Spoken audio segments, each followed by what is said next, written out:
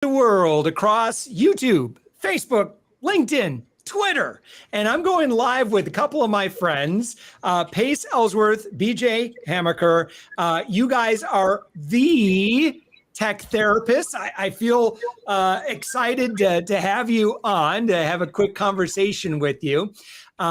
First off, congratulations on the launch of your new podcast, and that is Tech Therapy. In fact, we'll kind of share the screen. There should be a link that I've shared. It may come up in the post that accompanies this video, but here we go. The Tech Therapy podcast. And so we're going to talk about what tech therapy is. We'll talk about what you guys do. And we're going to talk about something. We're going to talk about bringing in an outsourced CTO. And when in the life cycle of a business, like that is a very, very serious consideration. Like it's high time. You need to start bringing in people to help you make much smarter tech decisions. But again, gentlemen, thank you so much for joining us. Thank you. Really appreciate it, It's our pleasure. Yeah. All right. So what makes you guys the tech therapists?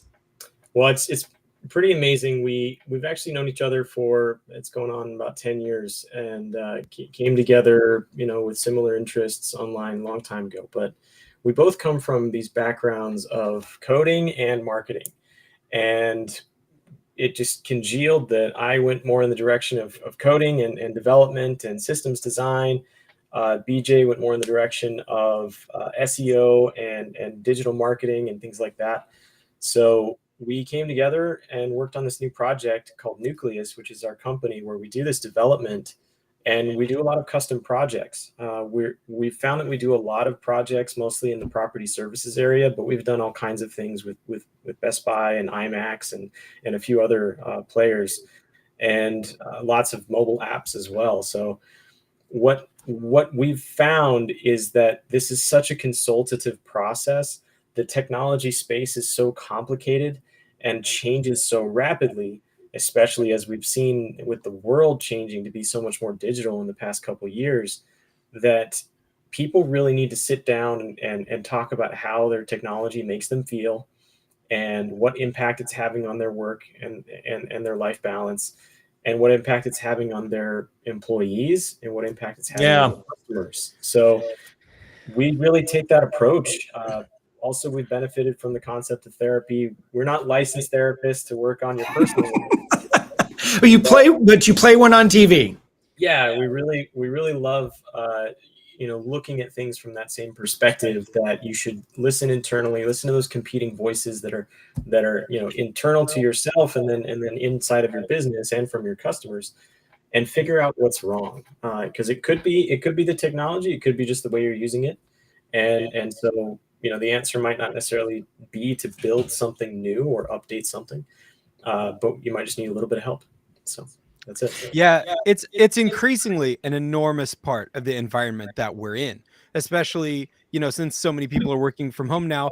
Where you go to work is the software that you use on your computer now. And if that's frustrating, or if it makes communication harder instead of easier, or, if it's a major bone of contention in your team, there are very often solutions that are much closer than you would ever think.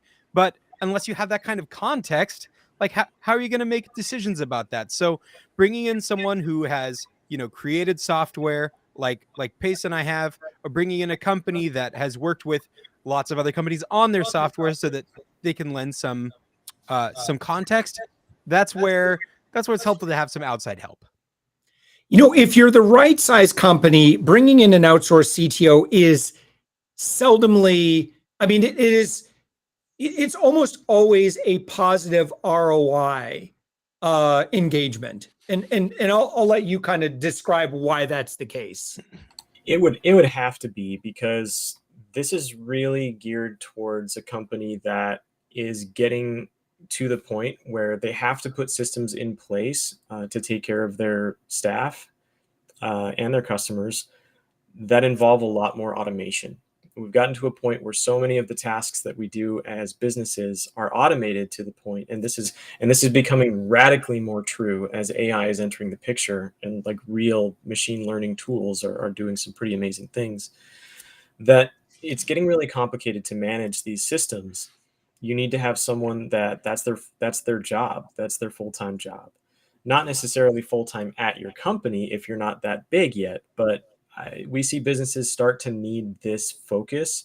Even at just $1 million a year or even 10 employees or higher, they're starting to see significant complexity if they're beginning to say, we're growing, we're going to have to think about getting everybody healthcare, we're going to have to think about getting everybody retirement plans, about our ERP systems, our vacation time tracking systems, contractors, payroll accounting systems, and that's just the tip of the iceberg, really. CRM systems, there's so much more, and marketing systems. How does all of your technology and around social media and everything, and live streaming and video recording, how does that all link to and your internal business communication? So all of that together, those could be a lot of separated systems that don't talk to each other well, which means it's going to take a lot more time for everybody to use them every day and create a lot of burden and stress in their lives. Or you could have someone that will reevaluate this patchwork of technologies that you've put together to run your business and make more sense of it. Maybe make something that's a lot more cohesive, that saves you actually a lot of money in the long term, especially as you're growing. You don't want to grow in the wrong direction. Yeah, I think a lot of business owners forget that they're supposed to be paying themselves. So, Yeah. for example, if you're a business owner who pays yourself $250 an hour, if you've spent 4 hours today trying and failing to make a certain piece of software work, maybe you should have outsourced it for $1,000, and now you don't have to do that anymore, right? Yeah. Find something that's more intuitive, that really works with your system, where you're not pretending to be a CTO. You could actually bring one in and, not just win with that one particular frustration that you're dealing with right now, but make every single interaction that you have with technology easier permanently, and not just you, but everybody else in the company. And this is appropriate. Like, let's say that it's a company that historically has not had their own custom built systems, right? Or maybe they're just using all off the shelf software. Maybe they've done a little bit API work or whatever, but would it be appropriate for you to engage with someone who's just used off the shelf stuff historically? That's really good question. They could definitely. There's this huge movement, and we fully support it. Launching a business with as little cost as possible. Yeah. So many no code and low code solutions out there. The problem is that they're not very customizable, or sometimes that really changes to what degree they'd be customizable. So you can start with something that's really out of the box, and we fully recommend it, but you might also need to rely a lot on their customer support to get what you need done. It's sometimes easier if someone does that for you, but at the very minimum, it's good to have a second pair of eyes on that process. We with Savings Angel, that was how we started. We started with some software that it really didn't do what we needed it to do, but it was an MVP, got it out, started running. And then I can just share my experience. We ended up investing many tens of thousands of dollars into hiring programmers to build what we really wanted. And I was both the CEO and then I was overseeing all these programmers. And I mean, it was just constant frustration. That is and definitely one of the thing most. that was the worst part. And it was so frustrating. And I learned this, unfortunately, I learned it the hard way, is that when we were doing our hiring, we'd say, okay, this is, kind of this is exactly what we want. Here's all the specs or whatever. Yeah. Okay, we got it. And then I don't know if you know where I'm going with this, but yeah. Okay, I got it is code for. People don't realize that is a huge red flag. That sounds like a green flag. It sounds like, oh, good, you got it, fantastic. And we've heard this all the time from less professional developers that are mostly freelancers, so that they don't know what they don't know about running a project either. Neither the new entrepreneur nor this freelance developer understand a project management framework, and kind of like a business best practice. So all they want to know is, what do you need done? That's it.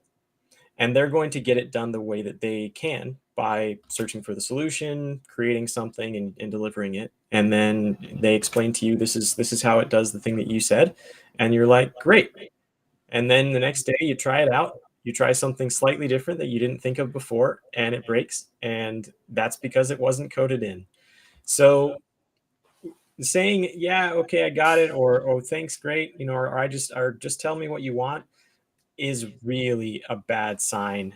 You should definitely work with someone that's going to be more circumspect and careful and say, all right, is this everything that you want it to do? Are you sure that there's nothing else or somebody else's input that we should get? Should we run this by? Are there any certain customers you really want to consult with this? Or are there any players?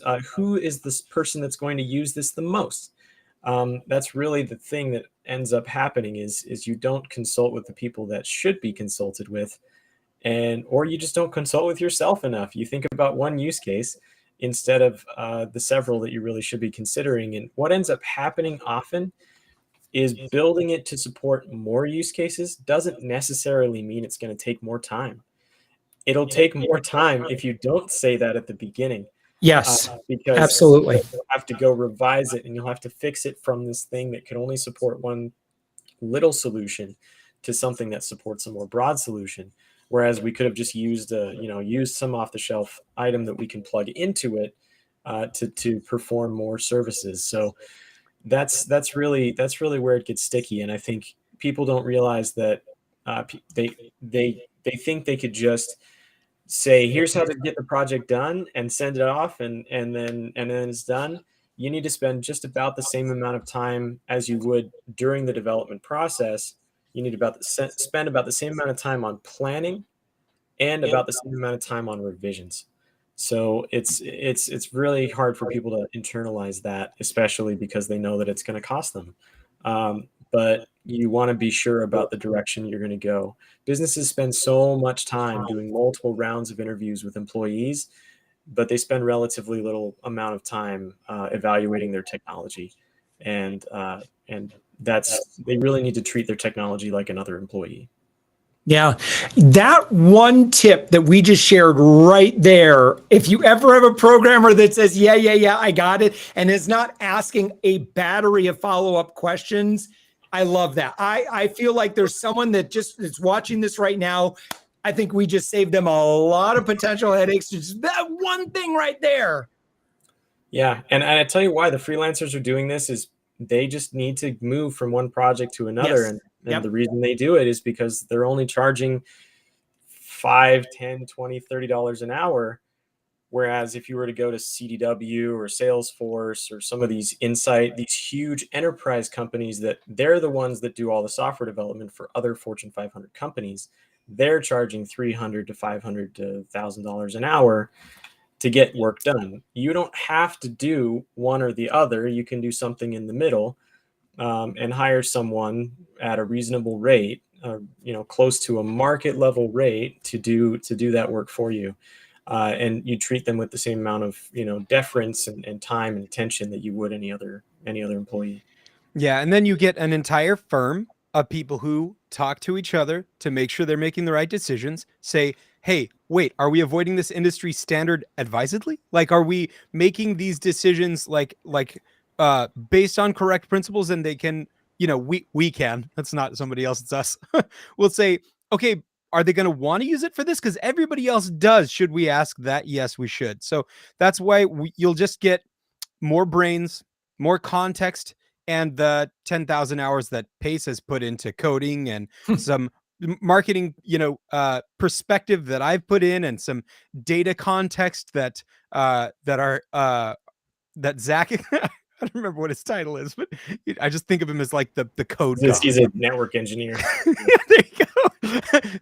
that our network engineer can provide, all that different context wraps up into the solution when you get somebody who's, not just a freelancer. And I've used freelancers. Sometimes they're exactly what you need, but it's very, very seldom, in my opinion. I think it's better to get somebody with more expertise, more context. Yeah, the fact is you just need a lot of different skills. So usually you're going to need a lot of different freelancers.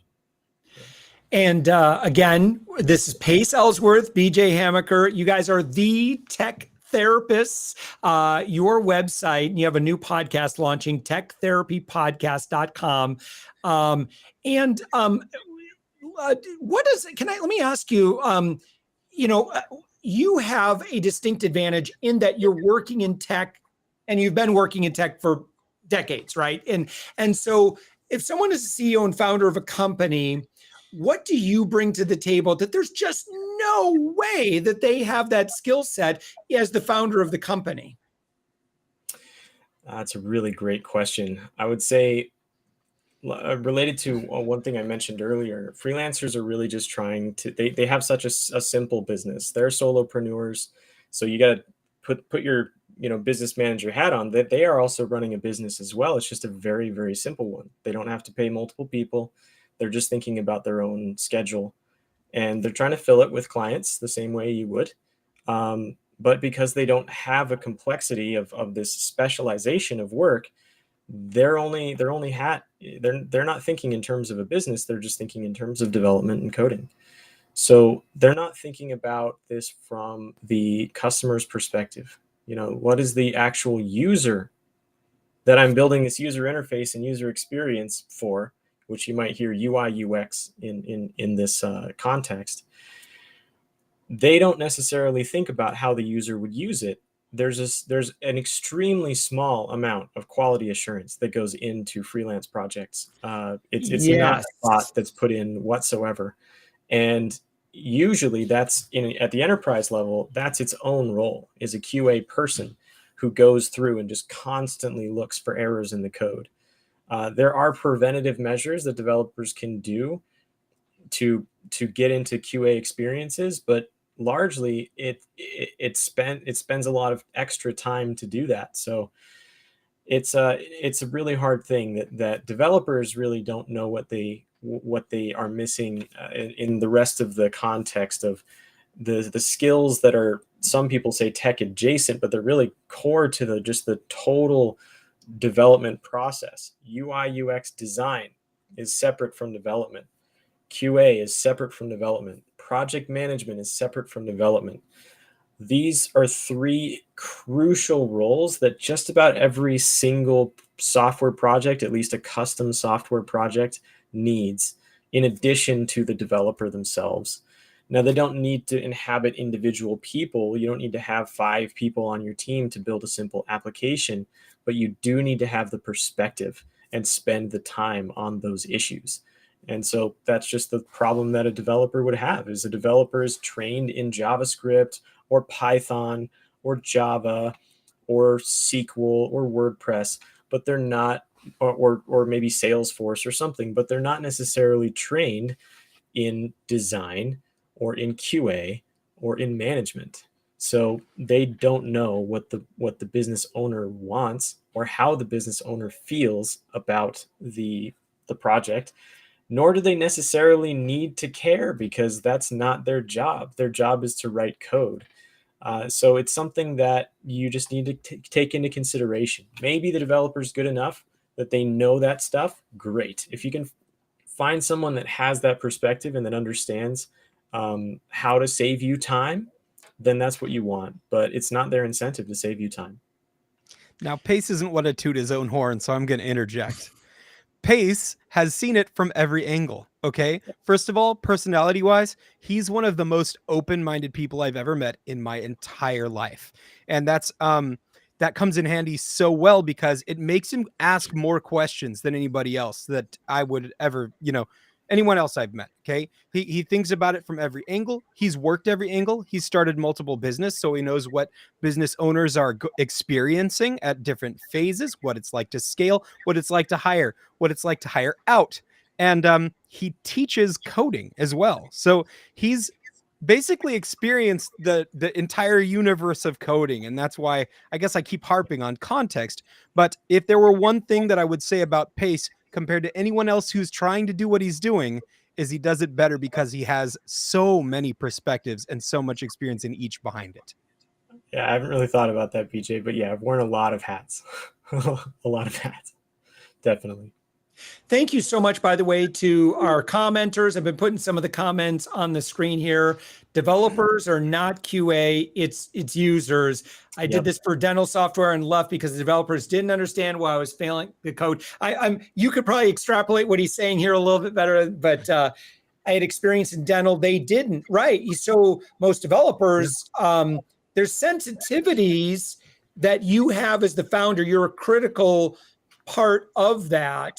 That developers just not going to. I remember that so many times with Savings Angel. Matter of fact, I can't remember. There was something that was like ended up being really offensive that they did. I'm like, no, you can't do that. Like, I just the way they. I forget what it was, but I remember it was like, oh my gosh, if that had gotten public, like my users would have revolted. I forget what it was, but it was something like it was like some sort of a cultural sensitivity that like, shoo, good thing that, we didn't click go live on whatever that thing was. Dodged that bullet. That like sounds horrifying. Yeah. I mean, that's a common issue, like misspellings and things like that. It's just a normal thing that you'll deal with foreign developers and, overseas developers are great. They can be extremely skilled and very inexpensive.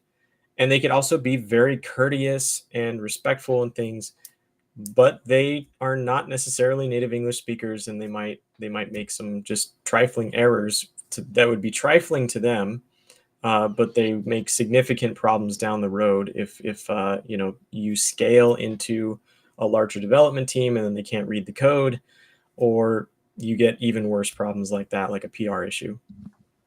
Yeah, and I think there was the delineation I saw was that problems that were big for me, like this is a major issue. Like I really had to work hard to communicate why this had to work in this certain way, whereas for them it was just kind of that's different. I'm like, no, this is mission critical kind of stuff here. But I found that a lot. So especially if you're getting things lost in translation because they are coming from a different culture. Yes. It's not just, and you're trying to communicate something that just doesn't happen, where they live. And so it's really hard to come up with necessarily. You don't want to have the burden on you to try to come up with how that would actually make sense to them. So, these are all pros and cons. And I would highly recommend, getting an inexpensive developer overseas from Upwork or many other places or Fiverr in certain cases, especially if it's an extremely simple thing you need to get done.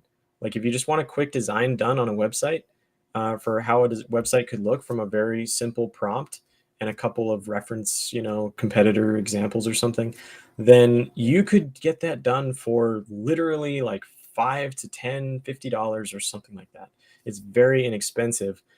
You could even get someone to build you a whole website for just $100 or something like that. But we've been talking a lot about kind of a certain a major function of a CTO, but can you talk maybe a little bit more about the role of a CTO along with the other leadership team in terms of helping make smart decisions? How does the CTO roll into deciding what scope is, et cetera? Well, it's very crucial because it has to do with expectations. Largely, people want to know, when is this going to get done? And the burden is on the CTO, and trickling down to however big that organization is, to estimate as accurately as possible how something is going to get done, which in the tech world is a very, very tall order. Because of this complexity, the people that know the most about that are the CTOs and the project managers that know their stuff. That you could run into something that looks easy, that looks like it should be simple, and it becomes this whole ball of wax because there's this what we call spaghetti code, that's legacy code that we're taking over that just looks terrible, and there's no documentation whatsoever, and we have to decipher the runes with like this codex and try to figure it out, or we have to start from scratch. That, or you're using this completely normal common tool and you're trying to do something completely normal with it, and then something breaks remotely on the other side of the world at Microsoft or at Amazon, and they didn't tell people, or they did and they said, here's the solution, follow these 70 steps to fix it. And it just gets complicated. So a CTO needs to talk to the other people in the pipeline. They need to talk to the marketing officer. They need to talk to the CEO. They need to talk to operations and learn what is priority. What is the first thing that needs to get done? Why does it need to get done a certain way? Can we break down this one big ask into 20 tiny asks and just get them done in order of priority, and weigh those in order of how long they're going to get done? Can we potentially rearrange the marketing plan or adjust the implementation of this large company proposition, or the implementation of healthcare, or the implementation of a chatbot even, and a ticketing system to get customer feedback? Deciding how those things get done from a customer facing perspective, which is the burden on the marketing folks and the chief executive, really needs to work together with the CTO to make sure that stuff gets done in the right order. And if they don't do it in the right order, then they're going to set up an expectation that something's going to get done, and it's not going to. Everything is always going to take longer than expected, always, especially with technology, just because we're way behind on this learning curve. And notoriously, engineers are not very talkative people. I'm an exception. Yeah. A big exception. Yeah. I love, I'm going to bring up your website really quick on the screen here, because I love your approach to this, and it makes a lot of sense to me. It's like thinking about kind of that initial conversation being tech therapy. So there's two ways that you do tech therapy sessions. Historically, you've done them privately, right? And so if we're on your website right now, and again, you can go to upmyinfluence.com/tech therapy, or you can go directly to techtherapypodcast.com. You click on book a private session, and this is how you've always done these historically. And I'm going to ask you to describe what happens in those tech therapy sessions. But for the first time, this is brand new. You're actually, some of these conversations make for good podcast content. And that is the Tech Therapy Podcast. And if you are interested, to our friend that's watching or listening right now, click on Become a Guest, and that's where you can actually become a guest on the podcast, and you can nerd out on. I'm thinking of SaaS companies, or there's so many use cases that would be so perfect for this. But would you mind kind of talking about what happens in either a private tech therapy session, or you suspect to be the content in the podcast version? Yeah, we would normally, in the history of project management and consulting, technology consulting and digital transformation is one of the new terms thrown around.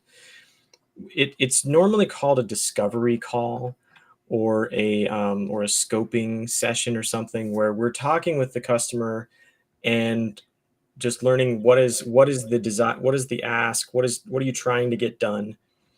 We wanted to reframe this because sometimes you think you know what you want to get done, but really what's more important is how you feel about what you have and what are you trying to achieve, and what feeling are you trying to get from that?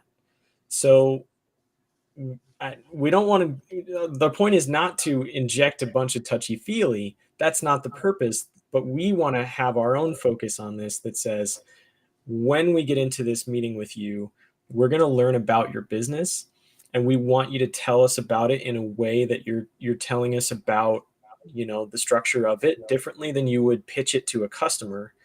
Just tell us exactly how you feel about your business and what's going right and what's not going right. Okay. And that's an opportunity for us to listen for red flags, listen for problems or issues that we can consult with, and come up with a solution together, where you might have an idea of where to get started, but we run into this all the time. People think that their processes are 3 steps, or they think that their pipeline involves 3 people, when they don't realize that, those are the 3 people at their company, but they have to go send this thing out to this other person in another company and send out the proposal or permits, and then they come back, they have to go consult with this other tool. And it's really getting a holistic inventory of what's going on in your business, and how we could make it better. So I would really look at it from the lens of not just, this is a free strategy call, this is a free consultation. It's more like a free therapy session, and the goal is the same. We want you to have a lot more peace and balance. Like that's really the goal.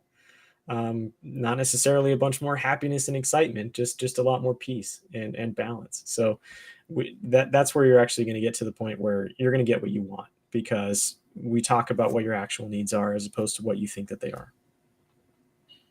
And for someone who's interested in listening in on therapy sessions, can you maybe talk a little bit about the podcast, and what's what would you imagine, like, of all the podcasts you can listen to, how might a business professional grow from just listening in on these conversations? I don't know, BJ, what do you think about that? You've listened to a bunch more podcasts than I have. Yeah, that's true. I don't know if I've listened to like 30,000 hours of podcasts or something, but anyway, Yeah. When someone has their tech therapy, okay, if you're listening to a tech therapy podcast episode, you're going to hear sort of an introduction of a person who is facing certain challenges or certain just new landscapes. It doesn't have to be like they're frustrated and having a hard time. They're just trying to make a decision of like, should I keep using like the free version of this until I'm ready to move on to that or something? That's a really tiny problem. Or they're saying, I'm in a little bit of a battle with my software provider, and I'm trying to, make sure that we can either make this work or make the tough decision to break it off and move somewhere else, something like that. Okay. But people experiencing that are going to be pretty raw. They're going to be pretty open, and you're going to relate to a ton of the stuff they say. All of us entrepreneurs nowadays, we're all doing this. My lawnmower repair guy doesn't have a website, and that's fine. But like everyone else that I've talked to in the last 6 weeks, they'll tell me all of their problems if I just ask a few questions. So opening that up, early in the episode, getting some personal growth, making some hard choices. That's what we're going to all learn from each other in these episodes of this podcast. Okay. And some people are going to be able to, if you come on, of course, we're going to, not you, Josh. I mean, you're welcome to anytime, of course, but anyone who hears this, if not only they'd like that advice, but also have, a platform while they're in this journey to share, what they're doing with the world. We want everybody to know what you all are up to and tell them why you're good at what you do, all that sort of thing too, as we go through this highly relatable experience together of trying to conquer this arcane world of software. Yep. And who would make a really great guest for the show? Like, what's going on in their life? What kind of company, size, stage, etc.? I would say pretty much any business that's in the 7-figure range is really going to get a lot of benefit out of this. 7, maybe 8. You're going to encounter this just exponential amount of complexity when you go from having 5 employees to having 10 or 20 or 30 or 50, for a lot of reasons. Some of the biggest ones are regulatory. Like, you just have to do certain things for companies once you have 10 employees, 25 employees or more. But really what it is just the complexity of communication. That's the biggest hurdle.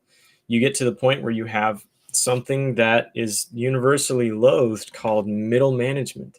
As soon as this concept of middle management starts to appear in a business, there's this immediate backlash from the customer facing folks at your business, whether they're at the top of the business or the bottom of the business, feeling like this person doesn't need to exist. Everything that they do could be done automatically. And sometimes that's true, but in general, what you're going to face is just if you're in the range of your business is making between $1 million and maybe $10 or $20 million a year, and you have maybe between 10 or 100 employees, it's going to get complicated trying to do things the old way of just handling everything by email and everything by phone, and it's almost impossible at that point. We find businesses that have 10 plus employees that have been in business for 30 years, and they're using 30-year-old technology, literally. Technology They'll use the same runs. paper form they were using 30 years ago. It's paper form and digital technology. They'll use the same software that only runs on computers that are 20 years old, and they have to keep those computers around. Windows 95, baby. Otherwise, their business will screech to a halt. It's akin to having a car and trying to keep it maintained with parts that are all out of service and leaded gasoline. Yeah. Good luck finding that. Yeah, that is a major, if you're doing you're always updating your SWOT analysis, right? That's a major T-box, major threat. And Absolutely. if old systems break and you don't have a plan for that, or, a new operating system, something happens, right? The thing breaks and then you're out of luck for months and months and months. Well, that's not a good position to be in. You're hinting at one of the scariest aspects of this that, people don't spend a lot of time talking about, but that's cybersecurity. Yeah. And, if you're not keeping your systems up to date, you just have an opening, and people don't think it'll happen to them, but most actual hacks and leaks and things are happening to small businesses because there are a lot more of them. Most of the money that's lost is lost from small businesses, not large ones, and that's a big deal. And usually businesses that have some kind of cybersecurity hack, which usually isn't someone super malicious, it just means someone has a bot in some country that automatically is just looking at all of the websites on the internet and finds ones that are not protected, steals a bunch of user information, publishes it online somewhere, or sells it to somebody, and that becomes public. Or just the fact that it was that that risk was there becomes public. Or they'll lock up your data with ransomware. Yep, and usually that business will go under within a year, within 6 months. Yeah. All right. Get your butt in therapy now. I mean, it's weird the analogs that we come up with, but it's akin to having a relationship end because you didn't see the warning signs. Yeah. It's if you're at the 7-figure territory or beyond in business, you're leveraging tech in any way. It's time to do your basic business adulting stuff. At least because you guys provide audits, right? You do both marketing, security audits. You do lots of audits. Yep. Yeah. People don't know. It is. It's preventative. Correct. Yeah. You need to go to the doctor and make sure you're okay, right? Because the doctor knows all about your body, right? And Pace Ellsworth knows all about your software. Okay. He can tell you what it is you're missing. All your blind spots, they're going to be much more clear to him. And like I was just saying, people don't know what they don't know. Like if there's some major thing or some minor thing that could save you $10,000 or something, those are all going to come up in a tech audit. Yep. Brilliant. So, amazing. Well, gentlemen, thank you so much. It's been a great conversation. One more time here, you can grab a tech therapy session right now. 2 different flavors you can choose. Either you want to share your tech therapy session with the world. I'm sure you can set some guidelines ahead of time and so forth. Otherwise, all you have to do is just go to upmyinfluence.com/tech therapy, and you can also book a private session. And again, like this is the kind of thing, like if you already don't have like an outsourced CTO on the team, I would probably, just like a doctor's visit, I would probably be scheduling these kind of conversations on a, if not annual basis, semi-annual basis, twice a year. Just like, hey, here's what we're doing. Here's, how we're handling sensitive information. Just going through all of that stuff is just the way I look at it. It's not a nice to do thing. It is a must do thing. If you're handling sensitive information, if you are handling customer data, if you've got, employees that are responsible for access to things. That's a big one. Yep. Oh my gosh. No kidding. Just reviewing best practices for how we handle involved in getting somebody onboarded the first time. And then the headaches involved in getting them offboarded. Those are even worse. I just went through something today where I had someone, leave our team to go to another company. And if something else random hadn't happened, I would have accidentally paid them like a full paycheck instead of canceling it at the right time. Those things happen.